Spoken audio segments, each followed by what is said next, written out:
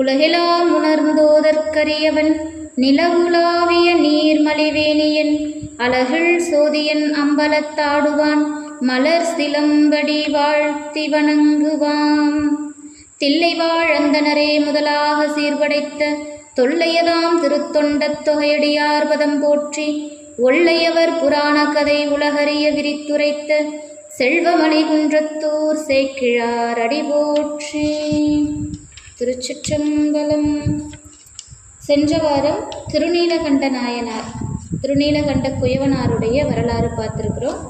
திருநீலகண்டருடைய குயவனார் அப்படின்னு சுவாமி அவருடைய தொழிலையும் சேர்த்து குறிப்பிட்டதற்கு போன வகுப்புலேயே நான் உங்களுக்கு விளக்கம் சொல்லியிருக்கேன். திருநீலகண்டர் அப்படிங்கிற பெயர்லேயே 2 பேர் வராங்க. திருநீலகண்ட யாழ்ப்பாணர், திருநீலகண்ட குயவனார். அதனால் சுந்தரர் அடையாளப்படுத்துவதற்காக 2 பேருக்கும் தொழில் வச்சு பாடியிருப்பார். இதே போல் திருநீலநக்க நாயனார் அப்படின்னு இன்னொருத்தர் இருக்கிறார். அதனால் நாம் குழப்பமாகக்கூடாது அப்படிங்கிறதுக்காக தான் அவருடைய தொழிலையும் குறிப்பிட்டு பாடியதற்கான காரணம். இதில் இன்னொரு விஷயம் பாருங்கள். சுந்தரமூர்த்தி நாயனார் நான் போன வகுப்புலேயே சொன்ன மாதிரி சுவாமி தில்லைவாழ் அந்தனர் அப்படின்னு அடியெடுத்து கொடுத்தார். தில்லைவாழ் அந்தனர்த்தம் அடியார்க்கும் அடியேன் அப்படின்னு அடியெடுத்து கொடுக்குறார். இவர் அதை பாடிட்டு அடுத்த வரியிலேயே 63 நாயன்மார்களை பாடும் பொருட்டு முதல் வரியிலேயே நாயன்மார்களில் முதல் நாயன்மாராக வைத்து பாடியது திருநீலகண்ட குயவனார். திருநீலகண்டருடைய அந்த ஒரு மகிமையை போற்றுவதற்காக சுந்தரமூர்த்தி சுவாமிகள் அவர் பாடினார். ஏன்னா ஒரு சின்ன அறையில், ஒரு சின்ன குடிசையில் மனைவி தம்மை தீண்டுவீராயின் திருநீலகண்டம் அப்படின்னு சொல்லி அவங்கக்கிட்ட அதை சொல்கிறாங்க. சுவாமி அந்த வார்த்தையை, எம்மைன்னு சொன்ன வார்த்தையை அப்படி பன்மையில் புரிஞ்சுக்கிட்டதால், அதுவும் திருநீலகண்டத்து மீது ஆணையிட்டு சொன்ன காரணத்தினால தம்முடைய முதுமை வரைக்கும் அந்த சத்தியத்தை காப்பாற்றி வருகிறார். அப்போ இந்த ஒரு விஷயத்தை சுந்தரர் பார்க்கிறார். இந்த உலகத்திலேயே ரொம்ப பொல்லாதது எது அப்படின்னா பெண் ஆசை. அப்போ இதில் தோற்றவங்க நிறைய பேர். எப்பேற்பட்ட முனிவர்களும் ரிஷிகளும் கூட, தேவர்களும் கூட இந்த விஷயத்தில் அவங்களால அதை முறியடித்து வெளியே வர முடியல. நம்ம நிறைய பேரை பார்த்துருக்குறோம். விஸ்வாமித்திரர் முதற்கொண்டு பெண்ணாசையால் தம்முடைய தவ வலிமையை இழந்திருக்கிறார். அப்படிப்பட்ட ஒரு இந்த சமுதாயத்தில் ஒரே அறையில் தம்முடைய மனைவி, அதுவும் சேக்கிழார் குறிப்பிட்டு சொல்கிறார், திருவை விட அழகிற் சிறந்தவளாம், லக்ஷ்மியை காட்டிலும் அழகிற் சிறந்தவளாக இருக்கிறார்களாம். அது மட்டுமல்ல, கற்பில் சிறந்தவங்க. அப்போது அருந்ததியை காட்டிலும் கற்பில் சிறந்தவர்ன்றார். அப்படிப்பட்ட பெண்மணியை நெருங்கக்கூட இல்லை. மனதாலும் நினைச்சு கூட பார்க்கல, மனதால் கூட அவங்கள தீண்டாமல் வாழ்ந்த காரணத்தினால சுவாமி முதல் அடியவே திருநீலகண்ட குயவனார்க்கடியேன், திருநீலகண்டத்து குயவனார்க்கடியேன்னு பாடினார். சரி, அடுத்து யாரை வச்சார்? 2வது நாயன்மாராக யாரை வைத்து பாடியிருக்கிறார் அப்படின்னா, இல்லையே எண்ணாத இயற்பகைக்கும் அடியேன் அப்படிங்கிறார். இல்லையே எண்ணாத இயற்பகை, இந்த வார்த்தையே நமக்கு விஷயத்தை புரிய வச்சிரும். சுவாமி ஒரே வரியில் தான் கொடுத்துருக்கிறாரு. பல நாயன்மார்களுடைய வாழ்க்கையை ஒரே ஒரு வார்த்தையில் கூட முடிச்சிருப்பார். மூர்த்திக்கும் அடியேன் அப்படின்னு கூட முடிச்சிட்ருப்பார். அப்போது இயற்பகை நாயனாருடைய வாழ்க்கையை இல்லையே எண்ணாத, அது யோசிச்சு பாருங்க. மியூட் போடாது, அன்மியூட் பண்ணுங்கம்மா, மியூட் ஆன் பண்ணாதீங்க. நீங்கள் மைக் ஆன் பண்ணிங்கன்னா மற்றவங்களுக்கு டிஸ்டர்பன்ஸாக இருக்கும். இல்லையே எண்ணாத இயற்பகைக்கும் அடியேன். இப்போது சுவாமி அந்த நாயன்மாருடைய வரலாறு இந்த ஒரு வார்த்தையில் சொல்கிறாரு பாருங்க, இல்லையே எண்ணாத. அப்படி இல்லைன்னு சொல்கிறதுக்கு என்ன கூட மாட்டார், நினச்சி கூட பார்க்க மாட்டாராம். அடியார்கள் ஏதாவது கேட்டால் அதை இல்லைன்னு சொல்கிறதுக்கு நினைக்க கூட மாட்டார். வார்த்தை இல்லை, நினைக்க கூட மாட்டாராம். இல்லையே எண்ணாத இயற்பகைக்கும் அடியேன். இவருடைய உண்மையான பேரெல்லாம் யாருக்கும் தெரியாது. சுந்தரரே அதை சொல்லலை. சுந்தரர் சொன்னால் தானே நமக்கு நம்பியாண்டார் நம்பி சொல்லியிருப்பார், அதன் பிறகு சேக்கிழார் பெருமான் சொல்லியிருப்பார். சுந்தரரே சொல்லலை, இயற்பகைக்கும் அடியேன்னார். ஏன் அப்படின்னா இவர் எப்படி அப்படின்னா இயற்கையான விஷயங்களுக்கு பகையாக இருந்தாராம். அடிப்படையிலேயே இந்த உலக வாழ்க்கைக்கு பகையாக இருந்தார். அது ரொம்ப கஷ்டமான ஒரு விஷயம். இந்த உலகத்தில் நம்ம எல்லா விஷயங்கள்லையும் ரொம்ப எளிமையாக கவர்ந்து இழுக்கப்படுகிறோம். திருப்புகழ் படித்த எல்லாருக்குமே இந்த செய்தி தெரியும். எல்லாருமே ஒரு கட்டத்துக்கு மேலே பேருக்கோ புகழுக்கோ பணத்துக்கோ ஏதோ ஒரு விஷயத்துக்கு அடிமையாகும். அது நம்மளால், நானே இருந்தாலும் கூட, யாராக இருந்தாலும் கூட, ஒரு சின்ன சறுக்கலுங்கிறது வரும். அதுக்கு பேர் தான் ஆணவம், கண்மம், மாயை அப்படிங்கிற 3 மலங்கள். அப்போ இது 3மே நம்மளை விட்டு அழியிறதும் இல்லை, ஆனால் மறைஞ்சு இருக்கும், நமக்குள்ளே மறைஞ்சு இருக்கும். எங்கேயோ ஒரு சூழ்நிலையில் நம்முடைய வினை பயன் அதை வெளிக்கொண்டு வந்து காட்டும். ஆனால் அப்படி கூட எந்த இடத்திலுமே தன்னுடைய அந்த 3 மலங்களை வெளிக்கொண்டு வராதவர் இயற்பகை நாயனார். அவர் அடியார்கள் கேட்டால் இல்லைன்னு சொல்லாத காரணத்தினால இயற்கைக்கு புறம்பாக இருந்தவர். இந்த உலகத்தில் எதெல்லாம் நமக்கு ரொம்ப பிடிக்குமோ, எது மேலெல்லாம் நமக்கு பற்று அதிகமோ, எதையெல்லாம் நமக்குன்னு சேர்த்து வச்சுக்கிட்டு இருக்கிறோமோ அதுக்கெல்லாம் இவர் புறம்பானவராக இருந்தாராம். அதையெல்லாம் தூக்கி அப்படியே சும்மா அப்படி உதறி போட்டுட்டு போகிற ஒரு நபராக இருந்திருக்கிறார். அதனால் இவரை ஊரார் இயற்கைக்கு பகையானவர் அப்படின்னு சொல்லி அழைக்க அது பிற்காலத்தில் இயற்பகை அப்படின்னு அவருக்கு பெயராகவே சூட்டப்பட்டது. அதனால் சுந்தரர் அவர்கள் பாடியதும் பார்த்திங்கன்னா, இல்லையே எண்ணாத இயற்பகைக்கும் அடியேன் அப்படின்னு சொல்லி பாடிட்டார். இவருடைய திரு அவதாரம் எங்கே நடக்குது அப்படின்னா, கங்கைக்கு நிகராக சொல்லக்கூடிய காவிரி. இந்த காவிரி அப்படின்னு சொன்னாலே பல சிவாலயங்களை கொண்டது. நீங்கள் காவிரியை சுற்றி பார்த்தீங்கன்னா நிறைய சிவாலயங்கள் இருக்கும். இதை அருணகிரிநாதர் 7 தலம் புகழ் காவேரி அப்படின்னு பாடுறார். அப்போது காவிரி அப்படின்னு சொல்லி எவ்வளவு சிறப்பு பாருங்கள். அந்த பரம்பொருள் எல்லா இடங்களிலும் வீற்றிருந்தாலும் கூட இந்த காவிரி நதிக்கரைகளில் வீற்றிருப்பது என்பது இறைவனுக்கே பிடிச்சமான செயல் போல இருக்குது. அப்படிப்பட்ட ஒரு புண்ணிய நதி காவிரி நதி. இன்னும் சொல்லப்போனால் நமக்கெல்லாம் தெய்வத்தாய் அப்படின்னே அழைக்கப்படுது காவிரியை. அப்படிப்பட்ட இந்த காவிரி நதியானது, அதாவது இந்த காவிரி கடலில் கலக்கக்கூடிய அந்த இடம், துறை, அந்த கலக்கக்கூடிய அந்த துறை கிட்ட இருக்கக்கூடியது தான் அந்த காவிரி பூம்பட்டினம் அப்படிங்கிற ஒரு ஊர். இந்த காவிரி பூம்பட்டினத்துக்கு இன்னொரு பேரும் இருக்குது. என்னென்னா புகார் அப்படின்னு ஒரு பேர் இருக்குது அந்த காவிரி பூம்பட்டினத்துக்கு. என்ன காரணம் அப்படின்னா, இந்த நகரத்தில் வாழ்கிறவங்களுக்கு அவங்களுக்கு என்ன வேணும்னாலும் இன்னொரு ஊருக்கு போய் கேட்க மாட்டாங்களாம், இன்னொரு இடத்துக்கு போக மாட்டாங்களாம், இன்னொரு இடங்களுக்கு புகார் அப்படின்னு சொல்லுவாங்க. அதனால் இந்த ஊருக்கே, இந்த நகரத்திற்கே புகார்னு பேர் இருக்குது அப்படின்னு சொல்கிறது உண்டு. ஏன் அப்படின்னா அது அவ்வளவு செல்வ செழிப்பாக இருக்கக்கூடிய நகரமாக.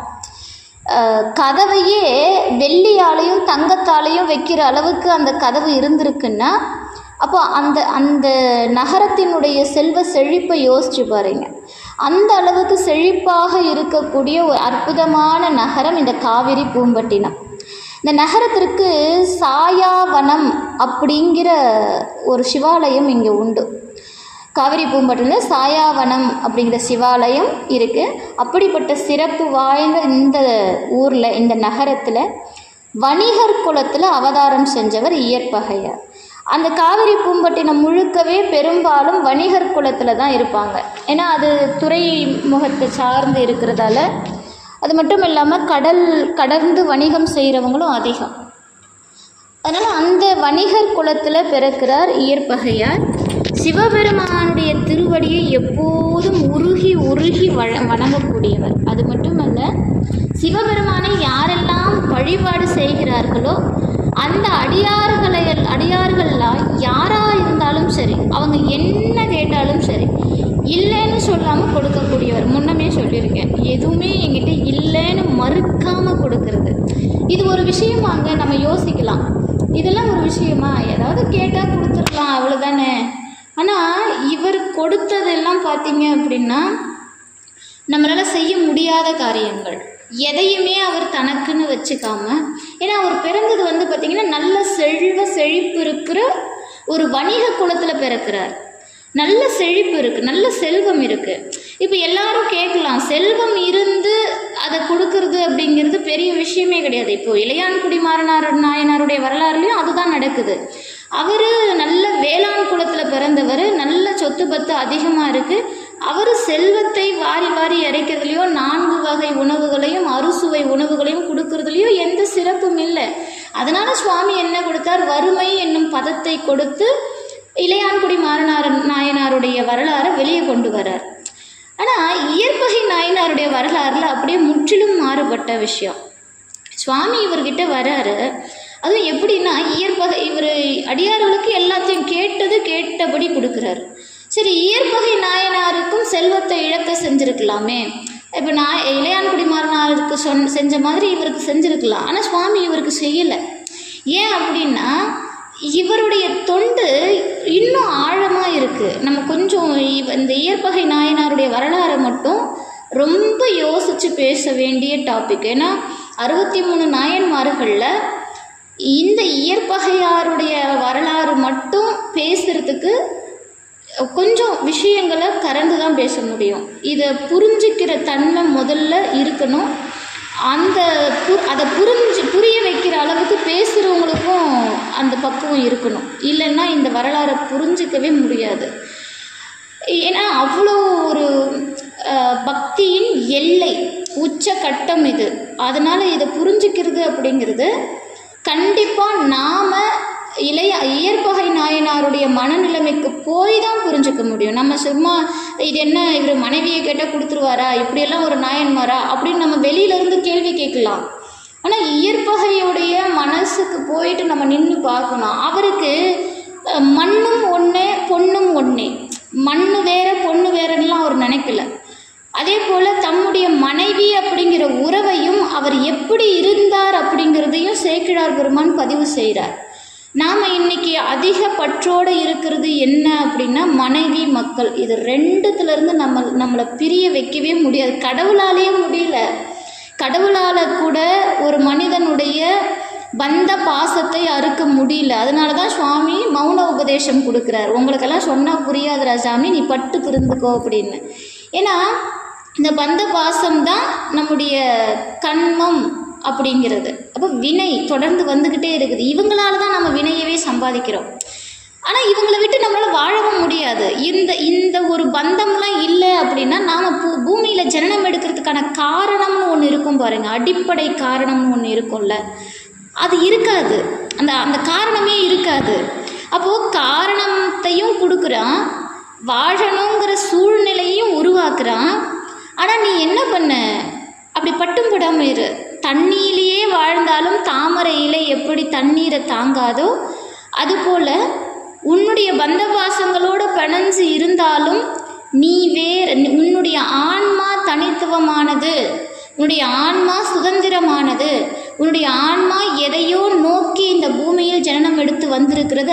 அதை முதல்ல புரிஞ்சுக்கோன்றது தான் நம்முடைய ஆன்மீக பயணம் அப்படிங்கிறது. அதனால தான் நீங்கள் ஆன்மீக பெரியோர்களை ஆன்மீக செல்வர்களெல்லாம் பார்த்தீங்க அப்படின்னா தம்மை ஒவ்வொரு படியாக மேலே ஏற்றிக்கிறதுக்கு தான் பார்ப்பாங்க. இந்த ஆன்மீக வழியில் ஒவ்வொரு அடிக்கும் முன்னாடி போக தான் பார்ப்பாங்க.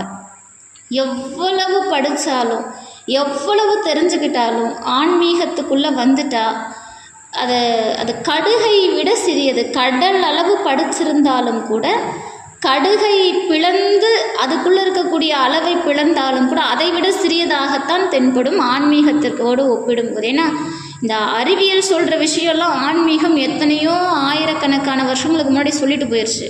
அறிவியல் புதுசாலாம் ஒன்றும் கண்டுபிடிக்க போகிறதில்ல. அதனால் ஆன்மீகத்தை புரிஞ்சுக்கிறதுக்குன்னு ஒரு ஞானம் வேணும். அப்போது இயற்பகை நாயனாருடைய பக்தியை புரிஞ்சுக்கிறதுக்கு கண்டிப்பாக இயற்பகையார் மனநிலைமைக்கு நாம் போகணும் முதல்ல. இப்போ இயற்பகையார் யார் அப்படின்னா, நான் மறுபடியும் அழுத்தம் திருத்தமாக சொல்கிறேன், அடியார்கள் எதை கேட்டாலும் இல்லைன்னு சொல்ல மாட்டார். அப்படி அடியார்கள் கேட்டு எதையாவது தன்னால் தர முடியல அப்படின்னா உயிரை துச்சமாக நினைத்து உயிரை கூட விட்டுருவார். அப்போ இந்த நிலைமைக்கு நீங்கள் போய் முதல்ல இயற்பகையாரை மனசில் நிறுத்திக்கோங்க. இதுதான் இயற்பகையாருடைய சுபாவம். இப்போது இவருடைய பக்தி எத்தகையதுங்கிறத சுவாமி வெளிக்கொண்டு வரணும்ல. நான் எப்பவுமே சொல்கிறது ஒன்று தான், அதாவது நாம் என்ன தொண்டு செய்கிறோம் அப்படிங்கிறத நம்ம வெளிக்காட்டவே தேவையில்லைங்க. அதாவது பெரியவங்களுக்கு எவ்வளவோ அனுபவங்கள் இருக்கும், என்னுடைய இந்த சிறியனுக்கு இருக்கக்கூடிய அனுபவத்துலேயும் சொல்கிறேன், நாம் என்ன செய்கிறோம் அப்படிங்கிறத தயவு செஞ்சு தம்பட்டம் அடிக்க வேண்டாம். உண்மையான தொண்டு இறைவனுக்கு செஞ்சால் போதும். அது ஒரு வகையான அன்பு. அது எப்படி அப்படின்னா, தன்னுடைய குழந்தைக்கு ஒரு தாய் என்ன செய்வாளோ அதை இறைவனுக்கு செஞ்சு பாருங்க. இப்போ ஒரு உதாரணத்துக்கு ஒரு கோயிலுக்கு போகிறோம், அந்த கோவிலில் சுவாமி ஏதாவது ஒரு காஞ்ச மாலையோடையோ பூவோடையோ இருக்கிறாருன்னு வச்சுக்கிடுங்க. அந்த நேரத்தில் நமக்கு பார்த்த உடனே, இப்போ உதாரணத்துக்கு நம்ம குழந்தைங்க ஒரு அழுக்கு படிஞ்ச சட்டையோடு இருந்தால் நம்ம மனசு எப்படி பதறும், இன்னும் என் புள்ள அப்படி அழுக்கு படிஞ்ச சட்டை போட்டுட்ருக்குது, பார்க்கவே நல்லா இல்லையே அப்படின்னு உடனே போய் அதை மாற்றிடுவோம்ல குழந்தைக்கு. அந்த துடிப்பு இறைவனை பார்க்கும்போது உங்களுக்கு வருதுன்னு வைங்க, அதுதான் பக்தி, அதுதான் அன்பு. இதை தவிர வேறு எதையினாலையுமே இறைவனை நம்மளால் அடைய முடியாது. ஒவ்வொரு முறையும் சுவாமியை பார்க்கும்போதெல்லாம் அந்த அன்பு வெளிப்படணும். நேற்றுக்கு வந்து பார்த்தேன், நேற்றை விட நீ இன்றைக்கி ரொம்ப அழகாக இருக்க தெரியுமா அப்படின்னு சுவாமியை நம்ம மனசில் நினச்சிக்கிட்டோம் அப்படின்னா, நாம் எப்படி நினைக்கிறோமோ அவன் அப்படி காட்சி கொடுப்பான். நாம் பொண்ணுக்கும் பொருளுக்கும் ஆசைப்பட்டு அவன்கிட்ட கேட்டோன்னா, அப்போ நீ இது மேலே தான் ஆசை வைக்கிறியா அப்படின்னு சொல்லிட்டு அதை கொடுத்துருவான். நாம் எதை கேட்குறோமோ, அடியவர் இச்சையில் எவை உற்றவை அவை தரு வித்தருள் பெருமாளேன்ற மாதிரி நம்ம என்ன கேட்டாலும் கொடுத்துருவான். ஆனால் நமக்கு அழிஞ்சு போகிற பொருள்லாம் தேவையில்லைங்க. இன்றைக்கி இருக்கிறது நாளைக்கு மறையிற இந்த பொருள் தேவையில்லை, அது நிலையானதும் இல்லை, என்றைக்குமே நிலையானது. நமக்கு முன்னாடி நமக்கு அப்புறம் இன்னும் எத்தனை கோடி ஆண்டுகளோ தெரியல. எல்லா காலங்களிலும் 4 யுகங்களுக்கும் முன்னாடி நம்ம எப்படின்னு யோசிக்கிறது இறைவனை, எத்தனை கோடி கணக்கில் நம்ம யோசிக்கிறது. அப்படிப்பட்ட நிரந்தரமான அந்த பரம்பொருள் நமக்கு கிடைக்கணும்னு என்னைக்கு நினைக்கிறோமோ அன்னைக்கு அவனை நினைக்கிறோமோ இல்லையோ அடியார்களை நினைக்க ஆரம்பிச்சிருவோம். ஏன்னா இறைவனை சென்று அடைவதற்கு ஒரே ஒரு எளிமையான வழி அடியார்களை தவிர வேறு எதுவுமே கிடையாது. அடியார் கூட்டத்தில் நின்றுட்டா போதும், அவங்க நம்மளை கொண்டு போய் அப்படியே சேர்த்து விட்ருவாங்க, நம்ம நடக்கக்கூட தேவையில்லை. திருவண்ணாமலையில் கிரிவலம் போன மாதிரி. அதனால் அடியார்களை முதல்ல நாம் சேவிக்கணும். அப்போ அடியார்களை சேவிக்கும்போது ஆண்டவனை நம்மை அறியாமல் ஆண்டவன் அருள் கிடைக்கும். இப்போது இவங்களுக்கு குரு பூஜை செய்கிறோம், இப்போ அருளாளர்களுக்கு குரு பூஜை செய்கிறோம். இது எந்த வகையில் இறைவனுடைய வழிபாட்டை விட மேலானது அப்படின்னா, நல்லா யோசிச்சு பாருங்கள். நம்முடைய சைவம் மட்டுமல்ல, வைணவம், சாக்தம், கௌமாரம், காணாபத்தியம், சௌரம்னு நீங்கள் 6 சமயத்தில் எந்த சமயத்தை எடுத்து பார்த்தாலும் இறைவன் நிகழ்த்த வேண்டிய காரியத்தை இறைவனுடைய அம்சமாகவே இந்த பூமியில் ஒரு ஆன்மாவை ஜனம் எடுக்க செய்து அந்த ஆன்மாவின் மூலமாக அதை நடத்தி காட்டியிருக்கிறார் இறைவன் நேரடியாக வருவதில்லை. இப்படி அருளாளர்கள் மூலமாக, அவர்கள் செய்த தொண்டு மூலமாக, அவருடைய வைராகியத்தின் மூலமாக வெளிக்கொண்டு வந்திருக்கிறார். அப்போ இயற்பகையாருடைய வைராகியம் எப்படிப்பட்டது அப்படின்னா, அடியார்கள் ஏதாவது கேட்டால் இல்லைன்னு சொல்ல மாட்டேன், அவ்வளோதான் விஷயம். அப்புறம் அடிப்படையிலேயே சேக்கிழார் குறிப்பிடுறார், அடிப்படையிலேயே செல்வந்தர். அப்போ குடும்பம் எப்படி வணிகர் குலத்தை சேர்ந்தது. அப்போ இதெல்லாம் ஒரு விஷயமாங்க, நான் கூட தான் பெரிய பணக்காரனாக இருந்தால் எல்லாருக்கும் எல்லாத்தையும் கொடுப்பேன், அந்த ஒரு எண்ணம் வரும்ல. அந்த எண்ணத்தை வேறறுப்பதே இயற்பகை நாயனாருடைய வரலாறு. அப்போ சிவபெருமான் இவருடைய உண்மை தொண்டு, அதுவும் பற்று இல்லாத அந்த நிலைமை. இவர் இல்லறவாசி, இல்லறத்தை நல்லறமாக நடத்தியவராம். சேக்கிழார் குறிப்பிட்டு சொல்கிறார் அந்த வார்த்தையை, இல்லறம் என்னும் நல்லறத்தில் திகழ்ந்தவர்ன்றார். அப்போ இல்லறத்துலேயும் குறையில்லை, நல்ல வாழ்க்கையில் வாழ்ந்திருக்கிறார். தம்முடைய காதல் மனைவி, அதாவது முறையோடு திருமணம் செய்தவர் அப்படின்னு சொல்லிட்டு சேக்கிழாரை குறிப்பிட்டு சொல்கிறார். அப்போ பெரியவங்க பார்த்து முறைப்படி அவருக்கு திருமணமும் நடந்திருக்குது, இல்லறமும் நல்லறமாக இருந்திருக்குது. அப்போ இங்கே தான் சுவாமி சோதிக்க ஆரம்பிக்கிறார். இப்போது இவனுக்கு பொருள் மேலே ஆசை இல்லை, சரி ஓகே, பதவி மேலே ஆசை இல்லை, யாராவது புகழ்ந்தாலாவது இவ அடிபணிறானா? ஏன்னா புகழ்ச்சிக்கு அடிபணியாத மனிதனே கிடையாதுங்க. இந்திரனால கூட புகழ்ச்சிக்கு அடிபணியாமல் இருக்க முடியல. இப்போ இந்திரனே புகழ்ச்சிக்கு ஆசைப்படுறான்னா நாமெல்லாம் சாதாரண மனிதர்கள் தானே. அப்போ இந்த மனிதன் அப்படிங்கிறவன் புகழ்ச்சிக்கு உட்பட்டவன், அது மேலே கூட இயற்பகையாருக்கு நாட்டம் இல்லை. சரி, இப்படிப்பட்டவங்களை எப்படி ஆட்கொள்ளணும்? அது அவனுக்கு மட்டுமே உரித்தான யோசனை. ஆடல் அரசன் ஒருவனே அறிவான். அதனால் இவர் என்ன பண்ணுறாருன்னா, இந்த உலகத்தில் யாருமே எதையோ செய்ய மாட்டாங்களோ அதை தான் அவருக்கு சோதனையாக வைக்கிறார். இப்போ சுவாமி சிவபெருமான் என்ன பண்ணுறார், இவருடைய தவ வாழ்க்கையை வெளிக்கொண்டு வரணும். இவர் சிவனடியாருக்கு செய்யக்கூடிய அந்த தொண்டை வெளியே கொண்டு வரணும். இயற்பகையார் எப்பேற்பட்டவர் அப்படிங்கிற மகத்துவத்தை வெளியே கொண்டு வரணும். அதனால் இப்போ கைலாயத்திலேருந்து வரார்.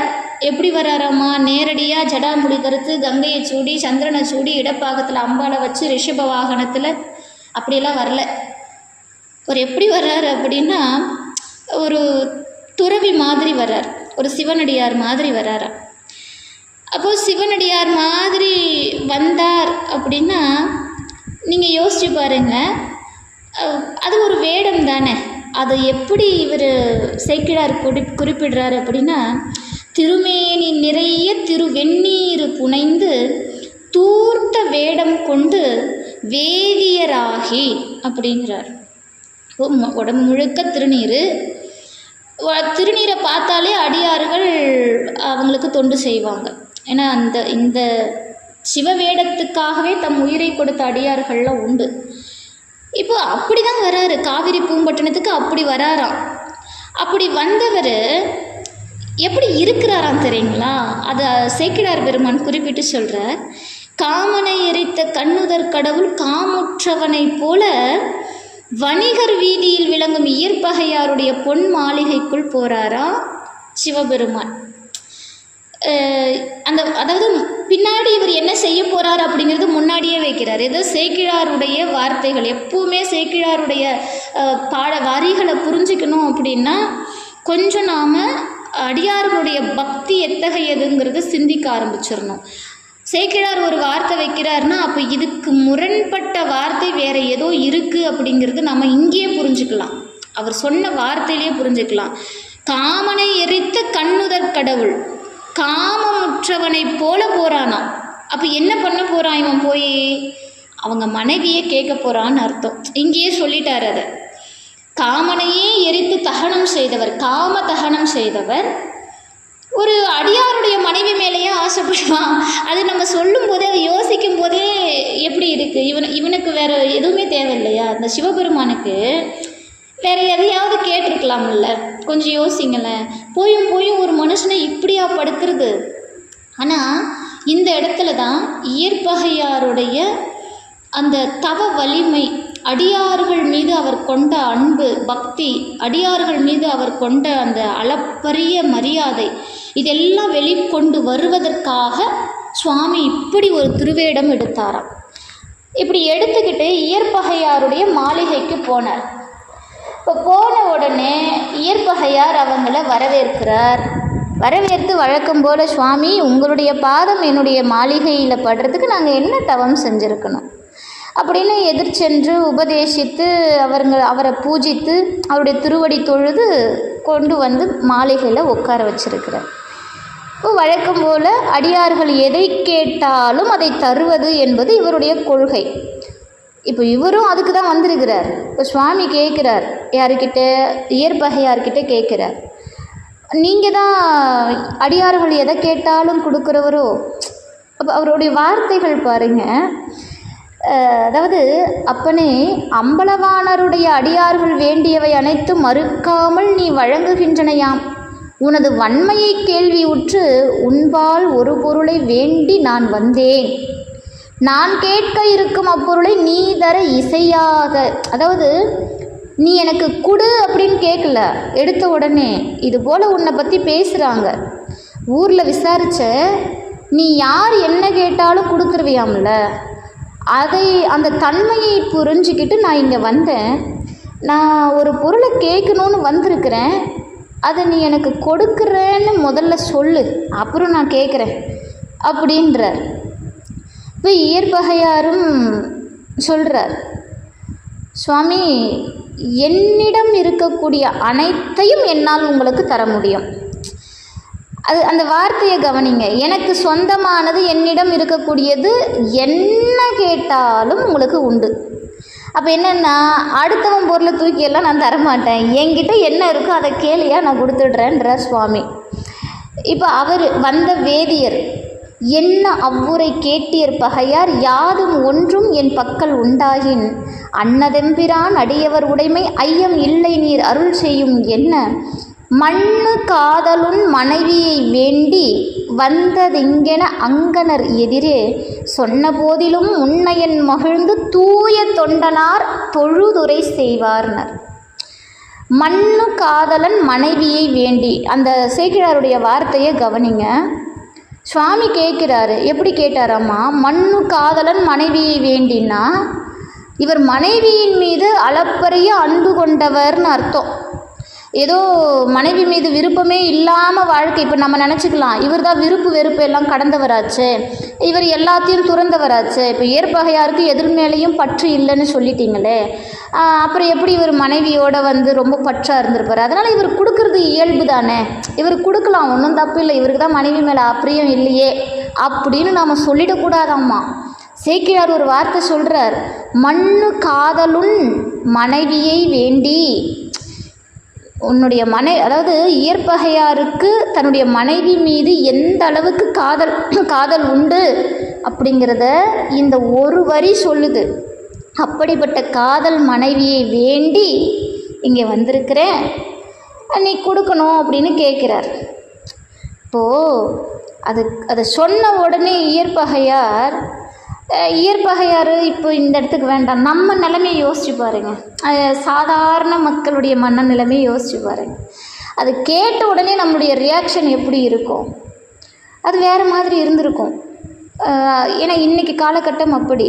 அன்னைக்கு தவ சீலர்கள், தவ முனிவர்கள், ஞானிகள், உண்மையான ஞானிகள் இருந்தாங்க.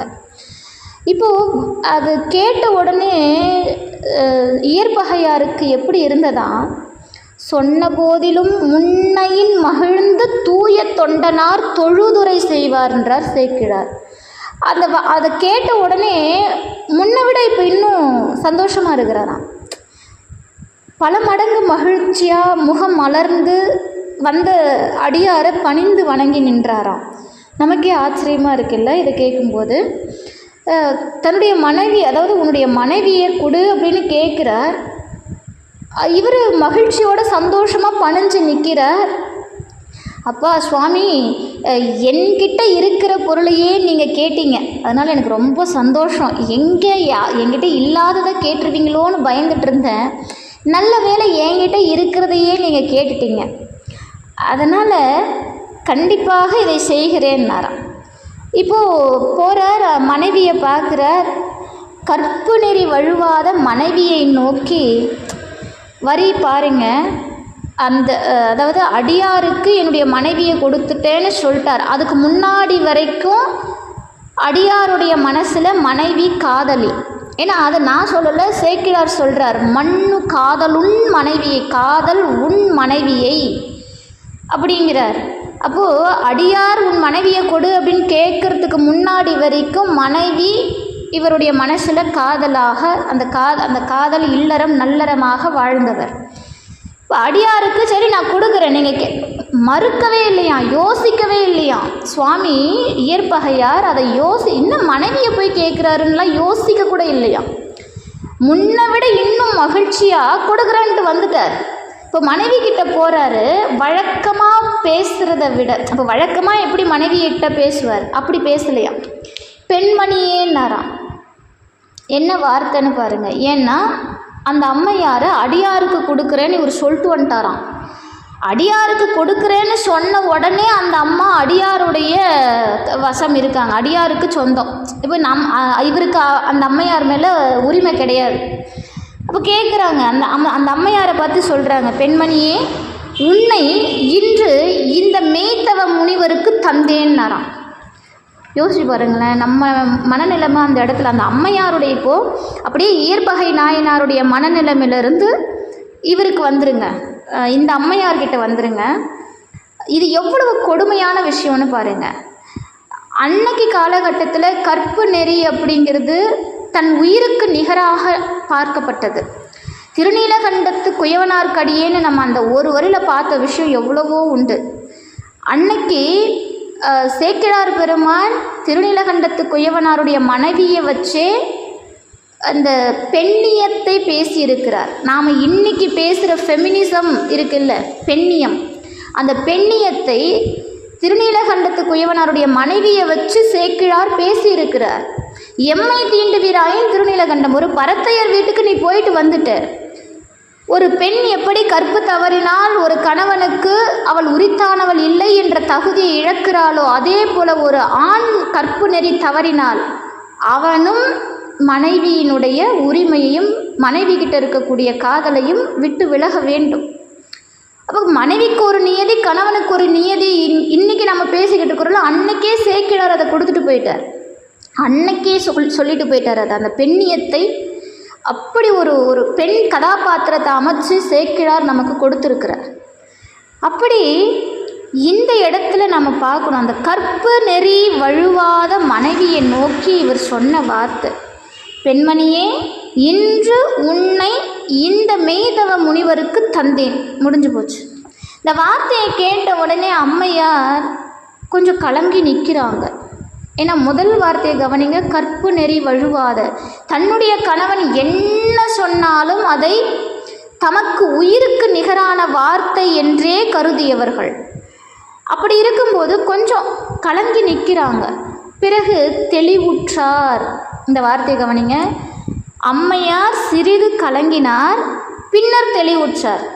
சேக்கிழாருக்கு புரிஞ்சு போச்சு. சேக்கிழார் இதை புரிந்து கொண்டே எழுதினார் அப்படிங்கிறது என்னுடைய சிந்தனை.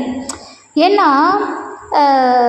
வந்திருப்பது சிவபெருமான் அப்படிங்கிறத இயற்பகையார் அறியவில்லை, ஆனால் அம்மையார் அறிந்து கொண்டார். இவர் இதை எங்கே காட்டுறார் தெரியுங்களா? வந்திருக்கக்கூடிய சிவவேடம் தாங்கிய இந்த வேதியன் சிவபெருமானை தவிர வேறு யாரும் கிடையாது அப்படிங்கிறத இயற்பகை நாயனாருடைய மனைவி தெரிந்திருக்கக்கூடும். இது இந்த இந்த இந்த கதாபாத்திரத்தை இன்னொரு இடத்துல வச்சு சொல்கிறார் சேக்கிழார். நான் அங்கே வரும்போது மறுபடியும் சொல்கிறேன். இப்போது கொஞ்சம் தயங்கி கலங்குறாங்க, மறுபடியும் தெளிவுற்றாராம். தெளிவுன்னா என்னென்னா, சரி கணவன் சொல்கிறான் நம்ம செஞ்சிடலாம் அப்படிங்கிற தெளிவு கிடையாது. தெளிவுற்றார் அப்படின்னா தெளிவான நிலைமைக்கு அந்த அம்மா வந்துட்டாங்கன்னு அர்த்தம். வந்திருப்பது சிவபெருமானே, இந்த வார்த்தையை என்னுடைய கணவனாரிடத்தில் கேட்பதற்கு சிவனை தவிர வேறு யாராலையும் முடியாது. அந்த அம்மா தெளிவாயிட்டாங்க. அடியேனுடைய உயிருக்கு நாதராகிய தாங்கள் பணித்த கட்டளையை யான் செய்வதை தவிர வேறு எனக்கு என்ன உரிமை உள்ளது? கணவன் சொல்லிட்டா அதை செய்யறதை தவிர வேறு எனக்கு என்ன இருக்குது? அப்போ உடனே அந்த அம்மா கணவனாரை வணங்கினாராம். இயற்பகையாரும் எதிரில் அவங்கள வணங்குறாங்க. கணவனாரை மனைவி வணங்குறது இது, மனைவியை கணவன் வணங்குறார். ஏன்னா அந்த அம்மா இப்போது துறவியோட அந்த வந்திருக்கக்கூடிய தவசீலருடைய உரிமை, அதனால் தம்முடைய மனைவிங்கிற உரிமையை அப்பயே இழந்துட்டாராம். நினச்சி கூட பார்க்கலையாம்மா, சிந்தனையில் கூட இல்லையாம். அதனால் அந்த அம்மா கணவரை வணங்கும்போது இயற்பகையாரும் அவரை வணங்கி நிற்கிறாங்களாம்மா. இப்போது லக்ஷ்மி காட்டிலும் சிறந்த அந்த அம்மையார் மாதவரை வணங்கி திகைத்து நின்றார். நான் சொன்னேன் இல்லைங்களா, வந்திருக்கிறது சிவபெருமான்னு அம்மாவுக்கு அந்த அந்த இது புரியுது, அந்த அம்மையாருக்கு புரியுது. ஆனால் இயற்பகையாருக்கு இன்னும் புரியலை. இப்போ வந்திருக்கக்கூடிய அந்த சிவபெருமான் அந்த மாதவரை வணங்கி திகச்சு நின்னாங்களாம். இவர் அடியார் வேஷத்தில் இருந்தாலும் இவர் அடியார் போலவே இல்லையே அப்படிங்கிற எண்ணம் அந்த அம்மையாருக்கு வந்துருச்சு. இப்போது இயற்பகையாருக்கு ரொம்ப மகிழ்ச்சி. எப்படியோ அடியார் கேட்டதை நம்ம கொடுத்துட்டோம், இல்லைன்னு நம்மளால் சொல்லலை, நாம் சொல்லலை. நம்முடைய கொள்கை, நம்முடைய வைராக்கியம், நம்முடைய சிவத்தொண்டு இன்றைக்கி நிறைவேறிடுச்சு. ரொம்ப சந்தோஷம் அவருக்கு. அப்படியே அவரை பணிஞ்சு வணங்கி இன்னொரு கேள்வியும் கேட்குறார். சாமி, நான் உங்களுக்கு ஏதாவது பணிவிட செய்யணுங்களா அப்படின்னு கேட்குறார். அடியேன் செய்ய வேண்டிய பணிவிடை யாது, பணித்தருளும் என்று பகர்ந்தாராம் சேக்கிழார் சுவாமி சொல்கிறார். இப்போது நம்ம ஆள் இருக்கார்ல, யார், சிவபெருமான், எல்லாத்தையும் பிளான் போட்டு கொண்டு வந்திருக்கான். அவருக்கு ஏதாவது நாம் இன்றைக்கி சொல்கிறோம்ல இந்த பிளானிங்னு, அதெல்லாம் அவர் அப்பே பண்ணியிருக்கிறார் பாருங்களேன். மொத்தமாக பிளான் பண்ணி தான் ஒரு ஷெடியூலோடு வந்திருக்கிறார். இப்போ சொல்கிறாரு, அப்பனே இந்த மங்கையை நான் கூட்டிகிட்டு போகிறேன்னு வச்சுக்கோ, இந்த பொண்ணை நான் கூட்டிகிட்டு போகிறேன்னா இந்த சொந்த பந்தம், இந்த ஊரில் இருக்கிறவன், இந்த ஊரில் வேறு எல்லா பணக்கார பயலங்களாக வேறு இருக்கானுங்க. அப்போ ஒரு சின்ன பூசல் போட்டால் மொத்த பேரும் வந்துடுவானுங்களே. அதனால் உன் சொந்த பந்தம்லாம் இருக்குது, இந்த நகரத்தார்கள்லாம் வந்து எனக்கு எந்த இடையூறும் நேராத வண்ணம் நீ துணையாவா அப்படின்னு கேட்குறார். யார், சிவபெருமான். இதெல்லாம் யோசிக்கும் போது சிவபெருமானை நமக்கு எப்படி தோணுதுன்னு பாருங்கள். இப்போது மனைவியே கேட்டு வாங்கிட்டாரு, இந்த இடத்துலையாவது இயற்பகையாருக்கு வருத்தம் இருக்கான்னு செக் பண்ணுறாரு. அவருக்கு கொஞ்சம் கூட வருத்தம் இருக்கிற மாதிரியே தெரியல. ஏன்னா இப்போது ஒரு உதாரணம் சொல்கிறேன். நமக்கு நல்ல தூக்கம் இருக்குது, நம்ம கையில் ஏதோ ஒரு பொருள் வச்சுக்கிட்டு இருக்கிறோம், அப்படியே நல்லா தூங்கிட்டோம், ஒரு நல்ல ஆழ்ந்த தூக்கம். இந்த ஆழ்ந்த தூக்கத்தில் நம்ம கையில் இருக்கிற பொருள் நம்மளை விட்டு விலகிடும், நமக்கே தெரியாது. அப்படி உடனே அந்த அந்த அந்த கையில் இருக்கிற பொருளை வந்து விட்டுருவோம் ஆழ்ந்த தூக்கத்தில். அதுபோல் என்று நாம் ஆழ்ந்த பக்திக்கு செல்கிறோமோ அன்று நம்மோடு ஒட்டி இருக்கக்கூடிய பந்தம், பாசம் என்னும் இரண்டையும் நம்மை அறியாமல் விட்டுவிடுவோம். இது இந்த பக்குவத்திற்கு சில ஆன்மாக்கள் மட்டும்தான் வரும், எல்லா ஆன்மாக்களும் வருவதில்லை. இங்கே இருக்கக்கூடிய எல்லா ஆன்மாக்களும் இந்த உலக வாழ்க்கையில் மட்டுமே இருக்கணும்னு ஆசைப்படுறோம். நான் முன்னமே ஒரு முறை சொல்லியிருக்கேன், ஒரு 90-95 வயசு கிழவனை போய் நீங்கள் கேளுங்க, அவர் சொல்லுவார், என் பேரனுக்கு கல்யாணம் பண்ணிட்டேன், என் பேரனுக்கு ஒரு பையன் பிறந்துட்டான்னா நான் நிம்மதியாக கண்ணை மூடிடுவேன்னுவார். ஏன்? அவங்களுக்கு இந்த வாழ்க்கை சலிக்கலை, இந்த பிறவியின் மீது சலிப்பு வரலை. ஆன்மா என்பது இறைவனை அடைய துடிப்பது. ஆனால் இந்த உடல் அப்படிங்கிற இந்த சட்டை இருக்குது பாருங்கள், இந்த உடல் என்ன பண்ணுது, இந்த ஐம்புலன்கள் என்ன பண்ணுது, நமக்குள்ளே இருந்துக்கிட்டு நமக்கு எதிராக வேலை செய்யுது. இந்த உலக வாழ்க்கையிலேயே நம்மளை மூழ்க வச்சுருக்குது. ஒரு க்ஷணம் கூட இந்த உலக வாழ்க்கையிலிருந்து பிரிஞ்சு நாம் எங்கேருந்து வந்தோமோ அங்கேயே போகணுன்ற ஆசைக்கு நம்மளை தள்ளி விடாது. அது நம்மளை பிடிச்சிக்கும், கெட்டியாக பிடிச்சிக்கும். ஆனால் இவர் என்ன பண்ணார், இயற்பகையார் என்ன பண்ணார், தூக்கத்தில் ஒருத்தன் பொருளை, எப்பேற்பட்ட விலை உயர்ந்த பொருளை நீங்கள் ஒரு 10 சவரம் கையில் வச்சுக்கிட்டு இருக்கீங்கன்னா கூட, இன்றைக்கி 10 சவரங்கிறது 10 லட்சம் 12 லட்ச ரூபாய்க்கு மேலே போகுதுன்னு நினைக்கிறேன் என் கணக்குக்கு. 10 சவரன் கையில் வச்சுட்டு இருந்தால் கூட நல்லா ஆழ்ந்து தூங்கிட்டு இருந்தீங்கன்னா உங்களை அறியாமல் விட்டுருவோம். நாம் அப்படி தானே விட்டுருவோம். அதுபோல் இவர் அந்த அடியார் மீது கொண்ட பக்தியினால் அதை அப்படி விட்டுட்டாராம். இப்போது சுவாமி இந்த இடத்துலையாவது இவர் மறுபடியும் சோதிக்கிறார். எனக்கு துணையாக வா, ஏன்னா உன் உன் ஆளுங்க இருக்காங்களே, உன் பங்காளிங்கள்லாம் இருப்பாங்க, உன் சொந்த பந்தம் இருக்கும், அவனுங்க என்ன என்னை சும்மாவாக விட்டுருவானுங்க, உன் பொண்டாட்டியை நான் கூட்டிகிட்டு போனால், அதனால் நீ எனக்கு துணையாக வான்னு கூப்பிட்றாரு. இந்த இடத்துலையாவது இவருக்கு அந்த மனைவிங்கிற எண்ணம் வருதா அப்படின்னு பார்க்குறாரு சிவபெருமான். இந்த இடத்துல கூட அவருக்கு வரல. இவர் கேட்கும்போது கூட அவருக்கு வரல. அவர் உடனே இயற்பகையார் சொல்கிறார், என்னை உடையவரே இது அடியேனே அறிந்து செய்ய கடவது. இதை நானே செஞ்சுருக்கணும், ஆனால் நீங்கள் எனக்கு சொல்கிற மாதிரி வச்சுட்டேனே, இது எவ்வளோ பெரிய தப்பு தெரியுமா? இந்த விஷயத்தை இந்த பெண்ணை நீ கூட்டின்னு போனீன்னா என் ஊர் மக்கள்லாம் உனக்கு இடையூறு செய்வாங்கிறத தெரிஞ்சுக்கிட்டு நானே உங்களுக்கு துணையாக வந்திருக்கணும். ஆனால் அதை நீங்கள் உங்கள் வாயால் கேட்குற அளவுக்கு நான் தாமதம் பண்ணிட்டேனே, என்னுடைய பிழையை பொறுத்தருள்கன்னாராம். நான் மறுபடியும் சொல்கிறேன், இயற்பகையாருடைய வரலாறை தெரிஞ்சுக்கணும் அப்படின்னா கட்டாயமாக இயற்பகையாருக்குள்ளே நீங்கள் வாங்க. அவருடைய பக்தியை மட்டும் சிந்திங்க. இங்கே கணவன் மனைவி இந்த உறவெல்லாம் வேண்டாம். இந்த உறவெல்லாம் நாம் பிணைச்சிக்கிட்டது, நம்முடைய வினை பயனால் வந்தது. அது நல்லுறவாயினும் தீவுறவாயினும் நம்முடைய வினை பயனாக வந்தது. இதை தாண்டுங்க. இதை முதல்ல வெளியே வாங்க. இதிலிருந்து வெளியே வந்தால் தான் இயற்பகையார் யாருன்னு தெரியும் நமக்கு. அப்போது சுவாமி இதை நானே செஞ்சுருக்கணும், ஆனால் நீங்கள் சொல்கிற அளவுக்கு நான் வச்சுக்கிட்டேனேன்னு சொல்லிட்டு உடனே என்ன பண்ணாராம்மா, தம்முடைய மாளிகைக்கு போயிட்டு பூங்கச்சும் புனைந்து வாளும் பலவகை அந்த போர் செய்யறதுக்கான வாள் பலகை இதெல்லாம் ஏந்திக்கிட்டு வர்றார். ஏன்னா அடியார் யாராவது இந்த அடியாருக்கு தொல்லை பண்ணாங்கன்னா அவங்களோட சண்டை போடுறதுக்கு. அது எப்படி வந்தாரான்னா போருக்கு செல்லக்கூடிய அந்த உடையில் அந்த ஆடையை அணிந்து வந்தார். பொற்சரிகை ஆடையும் பூங்கச்சும் புனைந்து வாளும் பலகையும் ஏந்தி வந்து பணிந்தனர் அப்படிங்கிறார். அப்போது துணையில்லாதவர் முன்னே செல்ல அவருக்கு துணையாக சென்றார். யோசிச்சு பாருங்க இந்த வார்த்தையை, துணையில்லாதவர் முன்னே செல்ல அப்படின்னா சிவபெருமானுக்கு யாருங்க துணை? அவருக்கு யாராவது ஒருத்தர் துணையாக இருக்கணுமா என்ன?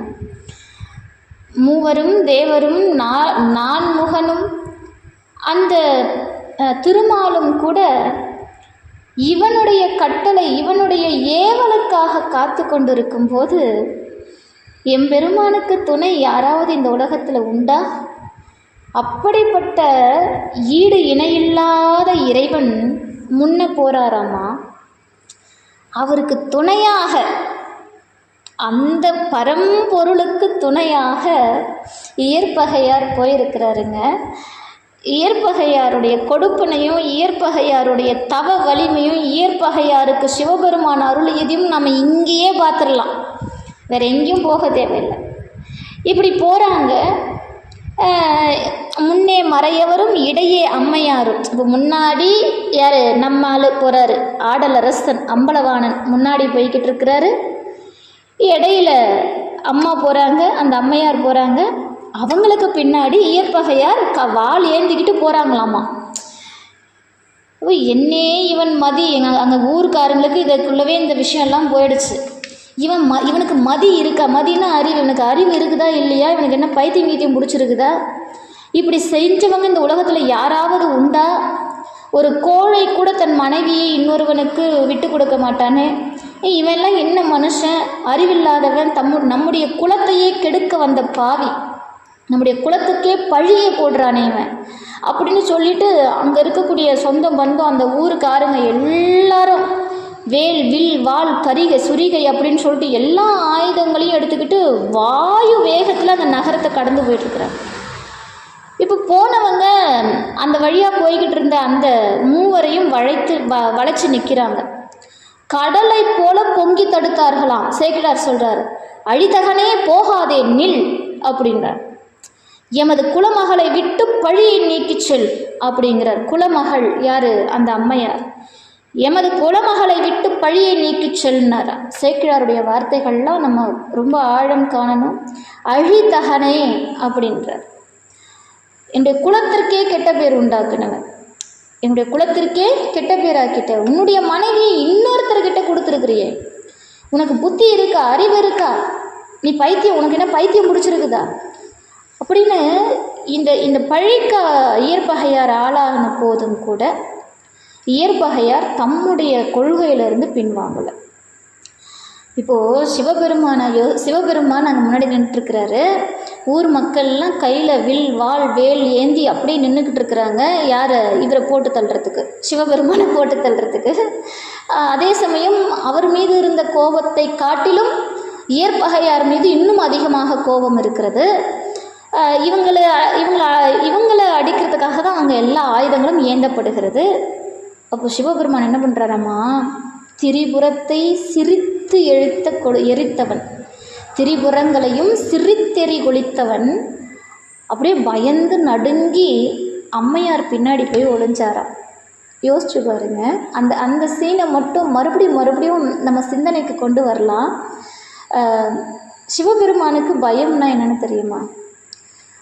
தெரியாது. எல்லா உணர்வுகளுக்கும் அப்பாற்பட்டவன் இல்லை, எல்லாத்தையும் பார்த்துக்கிட்டு இருக்கிறவனே அவன் தானே. எல்லாத்தையும் கொடுக்குறவன், பார்க்குறவன், கெடுக்கிறவன், பறிக்கிறவன், எல்லாத்தையும் செய்கிறவன். அவனுக்கு பயம் வருமா? ஆனால் அப்படிப்பட்ட சுவாமி பயந்து அந்த அம்மையார் பின்னாடி போய் ஒளிஞ்சுக்கிட்டாங்க. அப்போது இயற்பகையார் சொல்கிறார், இறைவனே நீர் அஞ்ச வேண்டாம், இறைவனே வந்திருக்கிறது இறைவன்தான் என்று இயற்பகையார் அறிவதற்கு முன்பாகவே அவருடைய உச்சரித்து விட்டது, அவருடைய நாக்கானது உச்சரித்து விட்டது, இறைவனே நீர் அஞ்ச வேண்டாம், இயற்பகை வெல்லும். நான் அவங்கள பார்த்துக்கிட்டேன், இறைவனே நீ அஞ்ச வேண்டா, இயற்பகை வெல்லும் என்றார். இயற்பகையார் அப்படிப்பட்ட ஒரு வைராக்கியத்தை அவர் செஞ்ச இந்த தொண்டு வேறு யாராலும் செய்ய முடியுமா? எனக்கு அது ஆச்சரியம்தான். நம்ம எத்தனை முறை சிந்திச்சாலும் இயற்பகையாருடைய நிலைமைக்கு நம்மளால் போக முடியாது. இப்போ இயற்பகையார் பெருந்தகையே வருந்தற்க அவர் அந்த அடியார்கிட்ட சொல்லிக்கிட்டு இருக்கிறார், இறைவனே நீர் அஞ்ச வேண்டா, இயற்பகை வெல்லும், பெருந்தகையே வருந்தற்க, இவர்களை யான் ஒருவனே உமது ஆசிர்வாதத்தால் கொன்று நீக்குவேன்னாரா. நான் செஞ்சு முடிச்சிருவேன்னு சொல்லலை இயற்பகையார், உமது ஆசிர்வாதத்தால், அடியாருடைய ஆசிர்வாதத்தால் கொன்று நீக்குவேன் அப்படின்னாராம். இவங்களை நான் சமாளிக்கிறேன்னு சொல்லலை, கொன்று நீக்குவேன். உங்களை எதிர்க்க ஒருத்தன் வரான்னா அவன் உயிரை பறிச்சுட்டு அதுக்கப்புறம் உங்ககிட்ட இருந்து அவனை விலக்கி வைப்பேன்றாராம். அப்படி ஒரு வீரத்தோட அவருடைய விழிகளில் கனல் பொங்க சுற்றத்தாரையெல்லாம் நோக்கி, வீணே நீங்கள் என் வாளால் மடியாதீர், ஓடியுமின் இன்றேல் உமது உயிரை இவ்வாள் உண்ணும்ன்றாராம். நீங்கள் எல்லாரும் வீணாக போர் செய்யாதீங்க, வார்னிங் கொடுக்குறாரு, எச்சரிக்கிறாரு. என்னுடைய வாளுக்கு நீங்கள் இரையாகாதீங்க.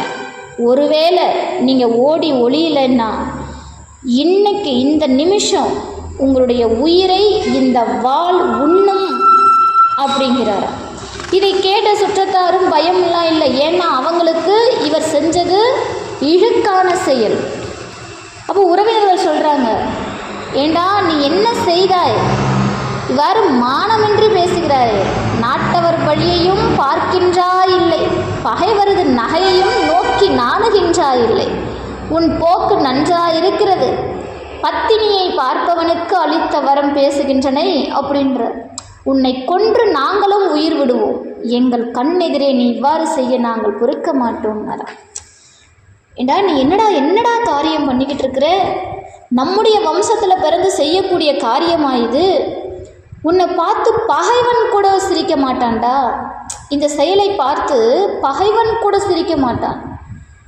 இப்போது பகைவனுக்கு நாம் ஏதாவது தவறு செய்தால் சிரிப்பு வரணும்ல, ஆனால் பகைவன் கூட சிரிக்க மாட்டான்னா அது அவ்வளவு பெரிய தவறான விஷயம்னு தானே அர்த்தம். பகைவனுக்கு கூட ஒரு அச்சத்தையோ ஒரு இழுக்கையோ கொடுக்கக்கூடிய விஷயமாக இருக்குதுன்னு அர்த்தம் இல்லை.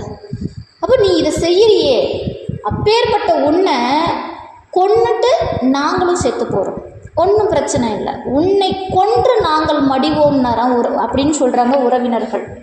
இப்போ இயற்பகையாருக்கு வந்துட்டது கோபம், உங்களை விண்ணுலகத்தில் விடுத்து இவரை போக விடுவேன்னாராம். சண்டை நடக்குது, ரெண்டு பேருக்கும் மாற்றி மாற்றி சண்டை நடக்குது. எல்லாரையும் தடுக்க வந்த எல்லாரையும் இயற்பகையார் கரங்கு போல் சுழன்று நாற்றிசைகளிலும் பறந்து வந்தவர்களை வாளினால் வெட்டி தாள்களையும் தோள்களையும் துணித்து போரிட்டார். அது பாடுறாரு, சேர்க்கிறார், அந்த வரிகளை பதிவிக்கிறாரு.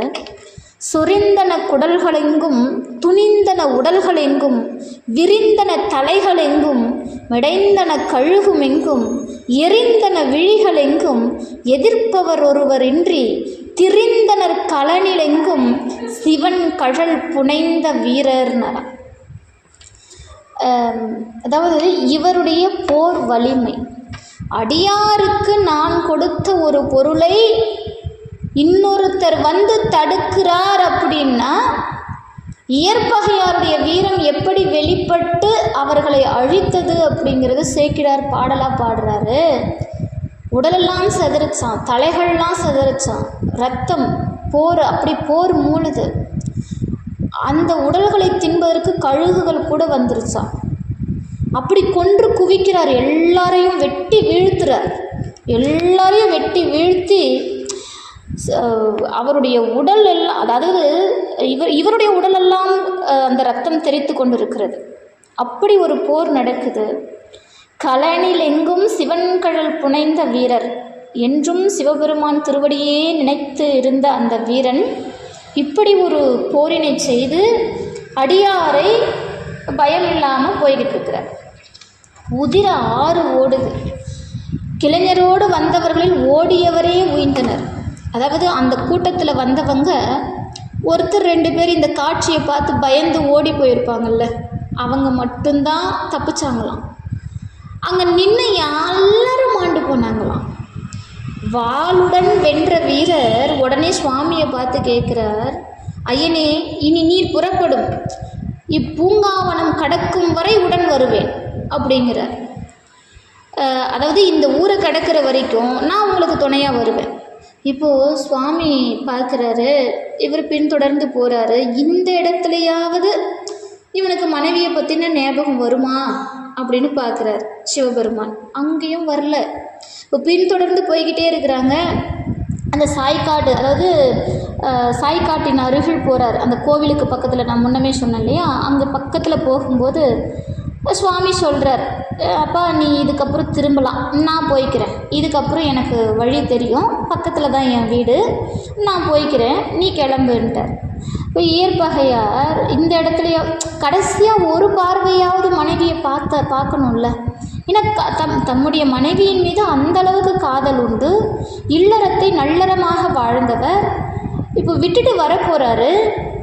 ஒரு பார்வையாவது பார்ப்பானா இந்த மனுஷன்? பார்க்கல. எப்படி வந்தாராம்? இயற்பகையார் அந்த மறையவருடைய மலர் அடியை தலையார கும்பிட்டு அருள் பெற்றேன் அப்படின்னு சொல்லி வந்துட்டாராம்.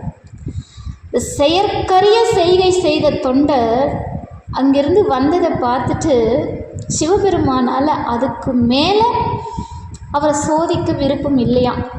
இந்த அளவுக்கு சோதிச்சதே போதும்னு முடிவு பண்ணிட்டாராம்.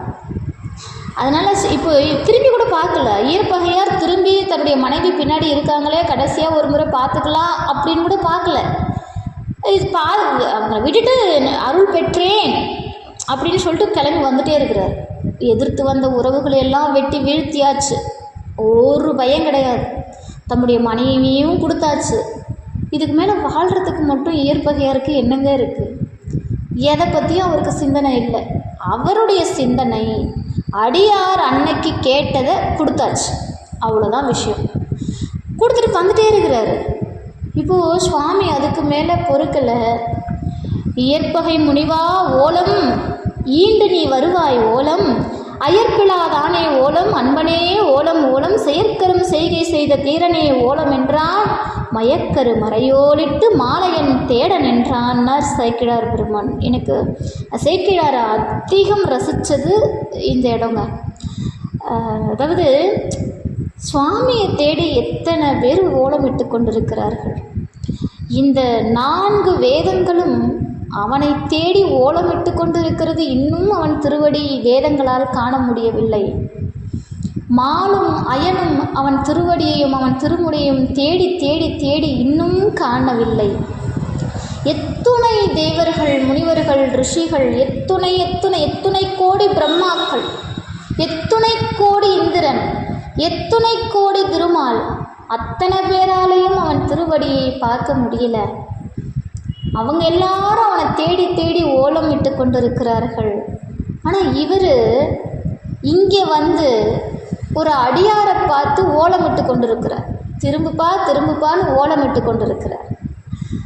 யோசிச்சு பாருங்க, ஒரு அடியாருக்காக சிவபெருமான் இவ்வளவு செய்யணுமா? இவனா சோதிக்கக்கூடிய தெய்வம், இவனா நம்மளெல்லாம் சோதிக்க வரா? கிடையவே கிடையாது. கண்டிப்பாக இவன் நம்மளை சோதிக்க மாட்டான். நிறைய பேர் கேட்குறது உண்டு, கடவுளை இப்படி வணங்குற, கடவுளுக்காக இதை செய்யணும் அதை செய்யணும்னு பேசுகிற, ஆனால் உன்னுடைய வாழ்க்கையில் கடவுள் நிறைய கஷ்டத்தை கொடுக்குறானே அப்படின்னு என்கிட்ட கேட்டவங்க நிறைய பேர். அப்போல்லாம் எனக்கு ஒரே பதில் தான், கடவுள் என்ன சோதிக்காமல் வேறு யாரை சோதிப்பான்? எனக்கு எத்தனையோ பிறவிகள் போல இருக்குது. ஆனால் நான் வணங்கக்கூடிய என் தெய்வம் என் மீது அளப்பரிய கருணை கொண்ட காரணம் அத்துணை பிறவிகளில் இருக்கக்கூடிய வினைகளையும் இந்த பிறவியில் நான் முடிச்சிடணும், எனக்கு பிறவி வேண்டாம் அப்படின்னு சுவாமி தீர்மானிச்சிருக்கிறார். அதனால் இந்த சோதனைகள் வரத்தான் செய்யும். ஆனால் எனக்கு ஒரு நம்பிக்கை இருக்குது, எந்த அளவுக்கு சோதனை கொடுக்குறானோ அதை விட பல்லாயிரம் மடங்கு அவன் திருவடிகளும் அவனுடைய பார்வை, கடைக்கண் பார்வையும் என் மீது இருக்கிறது என்பது என்னால் மட்டும்தான் உணர முடியும். அது பக்திக்குள்ளே போகிறவங்களுக்கு மட்டும்தான் தெரியும். பக்திங்கிறது என்ன? கோயிலுக்கு போகிறதா, விளக்கேற்றுறதா, வழிபாடு செய்கிறதா? இல்லை நான் இதெல்லாம் செஞ்சேன், நான் அதெல்லாம் செஞ்சேன், நான் இன்றைக்கி கோவிலுக்கு 10,000 கொடுத்தேன், நான் இன்றைக்கி கோவிலுக்கு திருப்பணிக்கு செங்கல் வாங்கி கொடுத்தேன், மணல் வாங்கி கொடுத்தேன், நான் பாலுக்கு அபிஷேகத்துக்கு பாலை கொடுத்தேன், இதெல்லாம் பக்தின்னு நினச்சா நம்மளை விட முட்டாள் வேறு யாரும் கிடையாது. இதெல்லாம் அடிப்படை.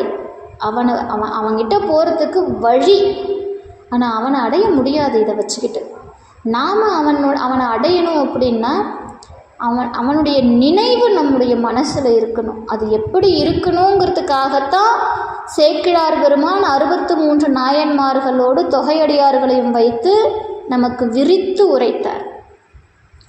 அதனால் ஒரு விஷயம், இறைவனுடைய ஓலத்தை கேட்ட இந்த இயற்பகையார் அவர் என்ன நினச்சி சொல்கிறாருன்னா, இப்பயாவது அந்த பாவி மனுஷன் திரும்பி பொண்டாட்டியை பார்ப்பான்னு சுவாமி நினைக்கிறாரு. இவர் மறுபடியும் அடியாருக்கு ஏதோ தொல்லை வந்துருச்சு போல இருக்குது, யாரோ வந்து அடியாருக்கு ஏதோ துன்பம் கொடுத்துட்டாங்க போல இருக்குது. அடியனேன் இதோ வந்தேன் பிழைத்தவர் இருப்பாராயின் அவர்களையும் இவ்வாளுக்கு இரையாக்குவேன். அப்போ கூட அந்த மனுஷனுக்கு யாராவது அடியாருக்கு துன்பம் தந்துட்டாங்களோ அவங்கள வந்து கொன்னுடுறேன் பாருங்க அப்படின்னு தான் ஓடுறாரே தவிர, மறுபடியும் தன்னுடைய மனைவி அங்கே இருக்காங்களே அவங்கள பற்றிலாம் அந்த சிந்தனை இல்லை அவருக்கு. அப்படி சொல்லிக்கிட்டே ஓடி வந்தார். ஆனால் அங்கே வந்திருக்கக்கூடிய அந்த வந்த மறையவர், அந்த அடியார் மறைஞ்சிட்டார். அந்த முனிவரை பார்க்க முடியல. ஆனால் அவர் மறைந்ததை மனைவி பார்த்தார். இதுதான் சேக்கிழாருடைய விஷயம்.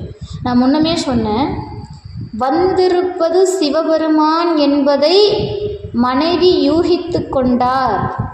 ஆனால் இயற்பகையாருக்கு முடியல.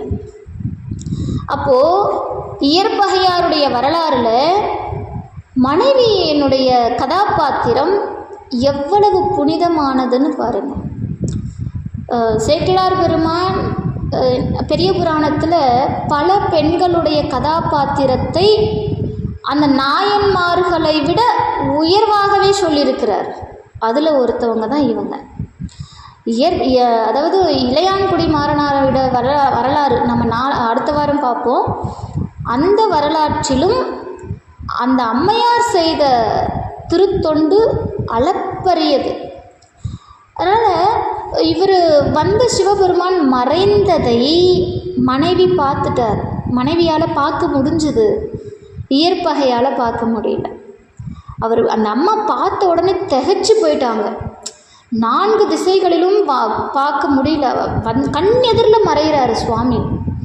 அந்த வான வெளியில் வெள்ளி மலை போல விடை மேலே ஏறி மரகத கொடியோட கண்ணுதற் கடவுளை பார்த்தாங்களாம். அப்படியே இயற்பகையார் அழுது விழுந்துட்டார். சுவாமி, எனக்கா நீ இப்படி ஒரு அருள் செஞ்ச? அவரால் அந்த வார்த்தையை கூட சொல்ல முடியல. இதுக்கு மேலே சேக்கிழாரால் பேச முடியல. சொல்லுவது அறியேன், வார்த்தையை கவனிங்க, அதுக்கு மேலே வார்த்தை வரல. அழுகிறாரு, ஓடுறாரு, பாடுறாரு. அந்த மாலுக்கும் அயனுக்கும் காணாத திருவடி என் மாளிகைக்கு வந்ததா? என்கிட்ட வந்து பிச்சை கேட்டியாப்பா நீ? உனக்கு என்ன கருணை? நான் செய்யறதெல்லாம் ஒரு தொண்டுன்னு நினச்சிக்கிட்டு என்னையும் பொருட்டாக்கி ஆட்கொண்டாயா? சொல்லுவதறியேன் வாழி தோற்றிய தோற்றம் போற்றி வல்லை வந்தருள் என்னை வழித்தொண்டு கொண்டாய் போற்றி எல்லையில் இன்ப வெள்ள மெனக்கருள் செய்தாய் போற்றி தில்லையம்பலத்தில் ஆடும் சேவடி போற்றி. அப்படி துதிக்கிறாராம். அது அந்த அந்த இடத்துக்கு மேலே சேர்க்கிறாரால் பேச முடியல. அதனால தான் அவர் எடுத்த உடனே சொல்லிட்டார், சொல்லுவது அறியேன், சொல்கிறதுக்கு எனக்கு தெரியல சாமி, அவன் அருளை பற்றி பேசுகிறதுக்கு எனக்கு தெரியல சாமி. அப்படி அழுது தொழுது இறைவனை ஆடி பாடி வணங்குறார். சுவாமி சொல்கிறார், அன்பனே, உனது அளவற்ற அன்புக்கு நான் அடிமை, அடியார்க்கு அடிமை, உனது மனைவியோடு நம்முடன் வருக அப்படின்னு அருளி செய்தார். வானவர் பூமழை பொழிந்தார்களாம். மண்ணில் இருக்கக்கூடியவங்கெல்லாம் மாமொழி புகன்றார்களாம். இவருடைய சிறப்பை பார்த்து கற்பின் மங்கையம், அதாவது எம்பிரானோடு சென்று அருகில் எப்போது சிவலோகத்தில் கும்பிட்டுரையும் பெருமை பெற்றார்களாம். நல்லா பாருங்க, நிறைய அடியார்களுக்கு சிவபெருமான் காட்சி கொடுத்து இந்த உலகத்தில் வாழ்ந்து அப்புறம் வாங்கன்னு சொல்லிட்டு போயிருப்பார். ஆனால் இவங்களை உடனே அழைச்சிக்கிட்டார் சுவாமி, சிவலோகத்துக்கு உடனே அழைச்சி கொண்டார். அந்த வெட்டி வீழ்த்தினார் இல்லையா சுற்றத்தவர்களை, அங்கே அங்கே அங்கே வெட்டி அந்த வாளினால் மாண்ட சுற்றத்தவர்கள் எல்லாரும் சிவலோகத்துக்கு போனாங்க. இறைவனோடவே அவங்க எல்லாரும் விழித்தெழுந்து இறைவன் திருவருளை பெற்று அந்த இறை உருவத்தை பார்த்து, கைலாயமே அன்னைக்கு காவிரி பூம்பட்டினத்தில் இருக்குன்னா அது எவ்வளவு பெரிய விஷயம். அதை பார்த்த மாத்திரத்தில் யாரெல்லாம் இயற்பகையாருடைய வாளுக்கு இரையானார்களோ அவர்களையெல்லாம் கைலாயம் அழைத்து சென்றானாம் அந்த கைலாயநாதன். இதை விட ஒரு கருணை எந்த தெய்வத்துக்கு இருக்குன்னு நீங்கள் குறிப்பிட்டு சொல்லு. இந்த கருணையை எந்த தெய்வத்துக்கிட்ட நம்ம பார்க்க முடியும்? அதனால தான் கந்த புராணத்தில் முருகப்பெருமானுடைய அவதார நிகழ்ச்சியை கச்சியப்பர் பாடும்போது, அருவம் உருவமாகி அனாதியாய் பலவாய் ஒன்றாய் பிரம்மமாய் நின்ற ஜோதி பிழம்பதோர் மேனியாகி கருணை கூர் முகங்கள் ஆறுன்னார். இப்படி இருக்கிற சிவபெருமான் கருணையே வடிவாக, கருணையே 6 முகங்களாக எடுத்து முருகப்பெருமானாக அவதாரம் செய்தார். கருணை அப்படின்னா அது இந்த இடம்தாங்க. அப்போ நம்ம சில விஷயங்களை இங்கே யோசிக்கணும். இயற்பகையார் தனக்கு உரிமை இல்லாத பொருள்களை எல்லாம், இயற்பகையோட நிலைமைக்கு நாம் வரணும். நான் முதல்ல இருந்து சொல்கிறேன், இந்த உலகத்தில் நாம் என்ன நினச்சிக்கிட்டு இருக்கிறோம்? நமக்கு உரிமையே இல்லாத பொருளை கூட என்னுடையதுன்னு சொல்கிற அளவுக்கு நம்முடைய மனம் ரொம்ப விசாலமானதுன்னு வச்சுக்கோங்களேன். அவ்வளோ பெருந்தன்மை நம்மக்கிட்ட இருக்குது. ஆனால் தனக்கு மட்டுமே உரிமையானவர் மனைவி, மற்ற உறவுகளிடம் இருப்பது கடமை. ஆனால் வாழ்க்கை துணையோடு இருப்பது மட்டும் உரிமை. நாம் பெத்த பிள்ளைகள்கிட்ட கூட நமக்கு உரிமை கிடையாது, வெறும் கடமை தான். நம்முடைய பெற்றோர்கள்கிட்ட இருக்கிறது கூட வெறும் கடமை தான்.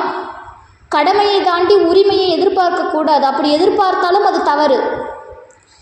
ஆனால் எந்த உறவு உரிமைக்கான உறவு அப்படின்னா மனைவி, கணவன்.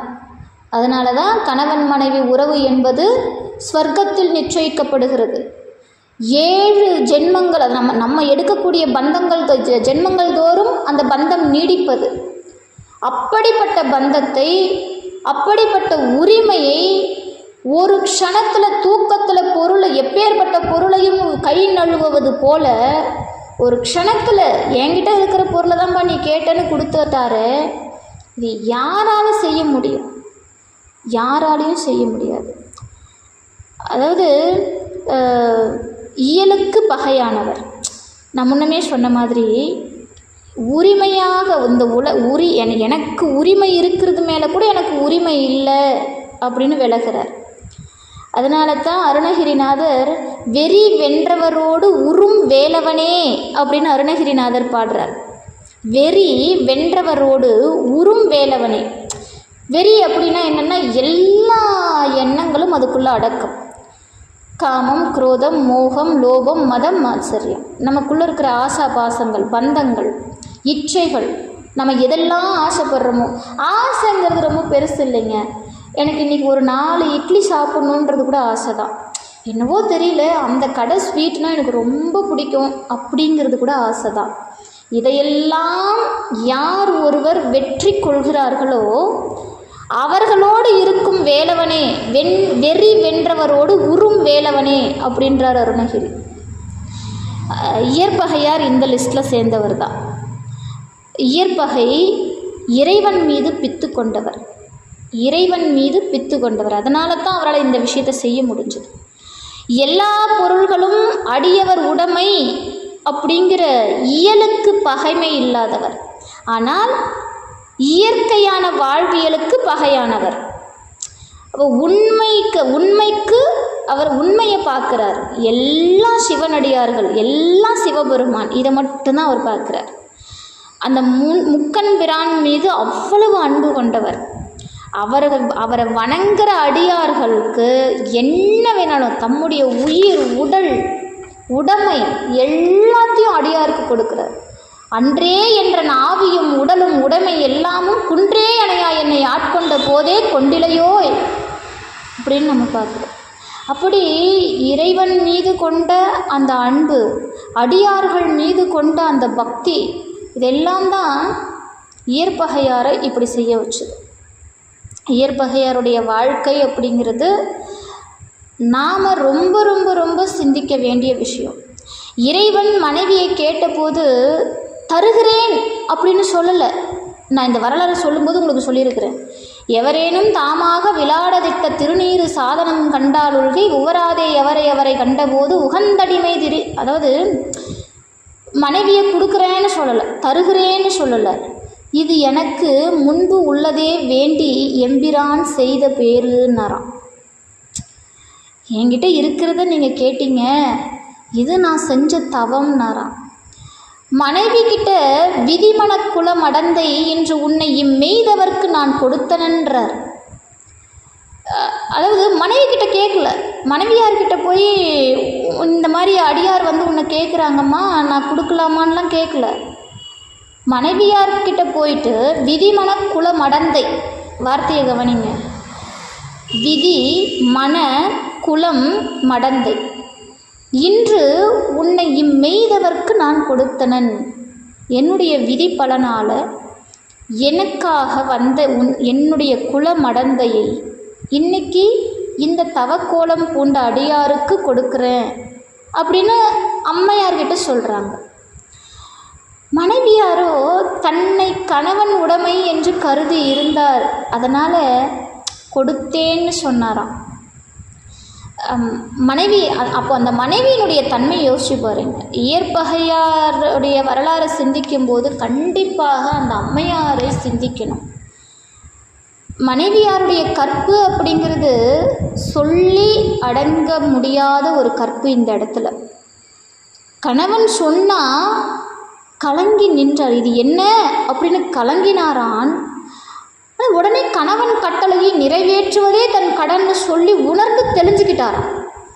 அப்போ பாருங்க, மனைவிக்கு கணவன் மீது கொண்ட அந்த பக்தி, கணவனை தவிர கடவுள் வேற இல்லைன்ற பக்தி, அதுதான் அன்னைக்கு அந்த அம்மையாரை செய்ய வச்சது.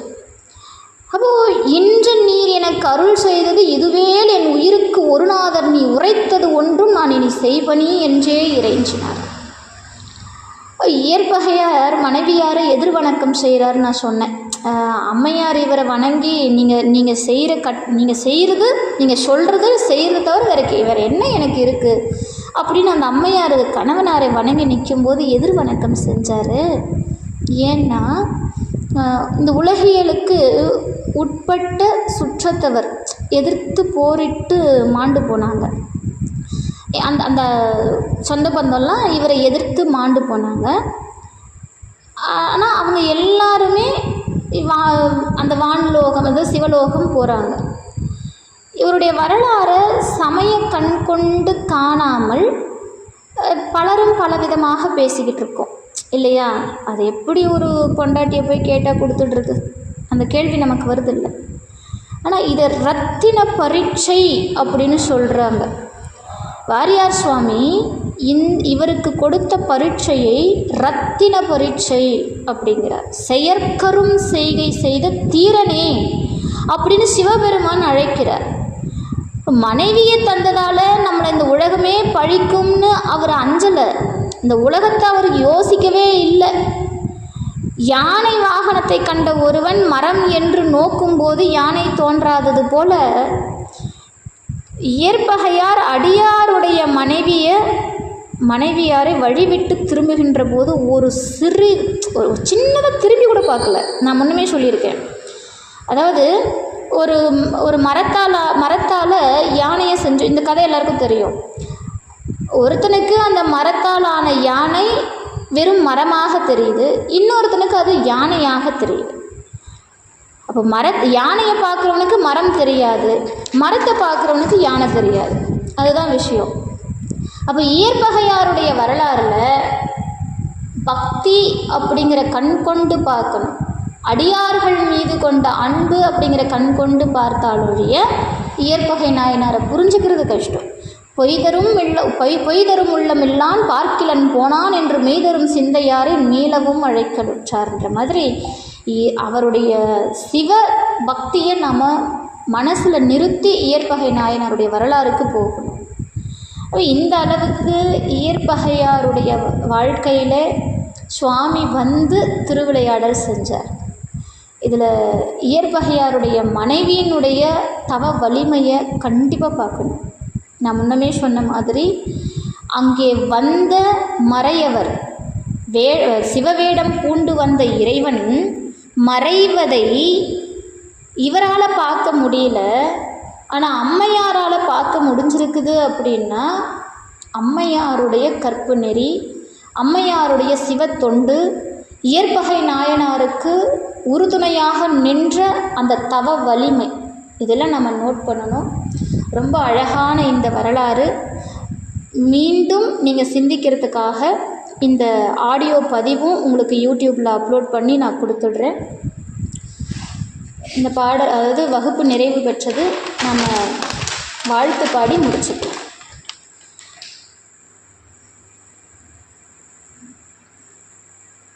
நம பார்வதி பதையே ஹர ஹர மகாதேவா.